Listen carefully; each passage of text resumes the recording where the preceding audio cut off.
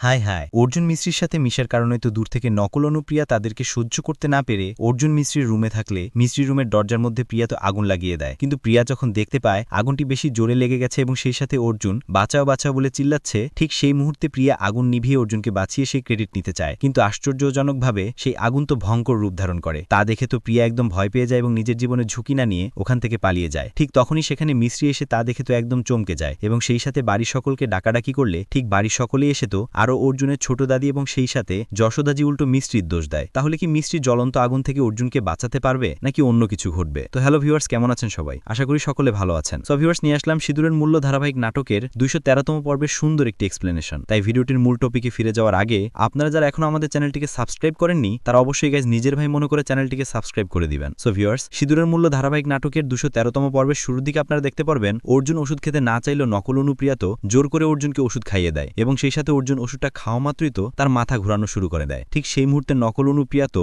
মনে মনে ভাবছিল, আমি এইভাবে তোমাকে ওষুধ খাইয়ে সবসময় আমার করে রাখতে চাই অর্জুন। ঠিক সেই মুহূর্তে তো অর্জুন তার মাথা ধরে ঘুরতে ঘুরতে সে একটা পর্যায়ে গিয়ে মিস্ত্রির রুমে চলে আসে এবং মিস্ত্রির রুমের মেঝেতে গিয়ে পড়তেই যাবে। ঠিক সেই মুহূর্তে তো মিস্ত্রি অর্জুনকে ধরে আটকায় এবং সেই সাথে অর্জুনকে বাঁচিয়ে নেয়। এরপর যখন প্রিয়া ওখানে এসে অর্জুন এবং মিস্ত্রিকে একসাথে দেখতে পায় তখন প্রিয়া রাগান্বিত হয়ে যায় এবং সেই সাথে মিস্ত্রিকে বলে, তোকে না আমি বারবার বলছি তুই আমার অর্জুনের কাছ থেকে দূরে দূরে থাকবি। ঠিক সেই মুহূর্তে নকল অনুপ্রিয়া তো এসব বলে অর্জুনের সামনে যেতেই লাগে তখনই তো প্রিয়া স্লিপ কেটে পড়ে যায় এবং সেই সাথে তার মুখে অনেকগুলো রং লেগে যায়, যার কারণে অর্জুন এবং মিস্ত্রি তা দেখে হাসাহাসি করে এবং সেই মুহূর্তে তো প্রিয়া অপমান হয়ে সে ফ্রেশ হতে যায়। ঠিক সেই মুহূর্তে অর্জুনেরও মাথা ঘোরায়, যার কারণে মিস্ত্রিও তো অর্জুনের জন্য ওষুধ আনতে গেলে ঠিক তখনই অর্জুন তো মিস্ত্রির রুমে তার ছোটবেলার অনুর সাথে নিজের ছবি দেখে ভাবতেছিল এবং মনে মনে বলতেছিল যে আমার এবং অনুর ছবি কেন এই রুমে টানানো হয়েছে। কিন্তু দূর থেকে প্রিয়া তো এসব দেখে সহ্য করতে না পেরে প্রিয়া একটা পর্যায়ে এসে প্ল্যান করতে থাকে যে কিভাবে মিস্ত্রির কাছ থেকে আবারও অর্জুনকে আলাদা করে তার নিজের করে রাখা যায়। কিন্তু প্রিয়া তো বাজে পথে চলে আসে। প্রিয়া তখন ভাবতে লাগে যে আমি অর্জুনের সামনে আগুন লাগিয়ে দিয়ে তাকে ভয় দেখাবো এবং সেই সাথে মিস্ত্রির নামে বদনাম করব।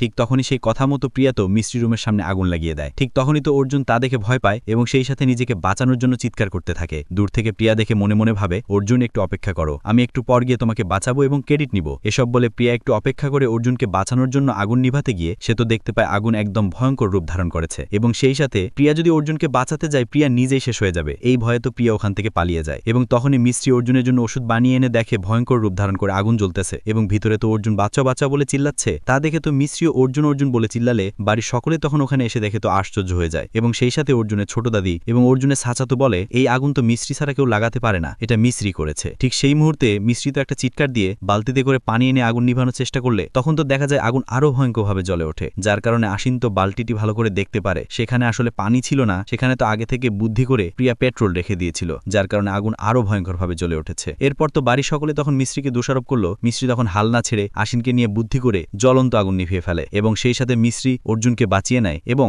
মিস্ত্রি তো অর্জুনকে জড়িয়ে ধরে অর্জুন তখন ধন্যবাদ জানায় তার জীবন বাঁচানোর জন্য। ঠিক তখনই বাড়ির সকলে ওখানে গিয়ে অর্জুনকে দেখে অনেক খুশি হয়ে যায়। এরপর অর্জুনকে সকলে জড়িয়ে ধরে অর্জুনের মা এবং অর্জুনের বড় দাদি এবং সেই সাথে অর্জুনের ছোট দাদি। এর পরের দৃশ্যে আমরা দেখতে পাই অর্জুনের ছোট দাদি তো মাতারানীর কাছে ক্ষমা চাচ্ছে এবং বলতেছে যে মেয়েটির জন্য আমি এতটা খারাপ ব্যবহার করেছিলাম এবং সেই সাথে মেয়েটিকে ভেবেছিলাম সে লোভ করে আমাদের পুরো বাড়ির সবকিছু হাতিয়ে নেবার চেষ্টা করতেছে, আমি তো আজকে দেখতে পারলাম সে তো ঠিকই আছে, আমি যা ধারণা করেছি সব ভুল ধারণা করেছি। দূর থেকে প্রিয়া এবং যশোদা যে সব দেখে এবং সেই সাথে প্রিয়াকে বলে, প্রিয়া তুমি কিছু দেখতে পেলে? এখন তো তুমি কিছু না করো তাহলে তো মিস্ত্রি এই পুরো বাড়িতেই রাজত্ব করবে এবং তোমার গলায় তো দড়ি দেওয়াবে। ঠিক তখনই প্রিয়া ওখান থেকে চলে যায় এবং প্রিয়া বুদ্ধি করে তো অর্জুনের ছোট দাদির সামনে আসে এবং অর্জুনের ছোট দাদিকে বলে, নানি তুমি যা ধারণা করেছিলে সব ঠিকই ধারণা করেছিলে, ওই মিস্ত্রি তো নিজে থেকে আগুন লাগিয়েছে সে সকলের মন জয় করার জন্য এবং আপনি ভালো করে ভেবে দেখেন বালতিতে করে সে পানি না ঢেলে সে পেট্রোল ঢেলেছিল, এই পেট্রোল দিয়ে তো আগে থেকে বুদ্ধি করে মিস্ত্রি আগুন লাগিয়ে চিৎকার করে আমাদেরকে ওখানে ডেকেছিল। এসব শুনে তো অর্জুনের ছোট দাদি একদম রেগে যায়। এর পরের দৃশ্যে আমরা দেখতে পাই অর্জুন মন খারাপ করে বসে আছে। আশিন তার সাথে খেলার চেষ্টা করলো, কোনোভাবেই খেলছে না এবং সেই সাথে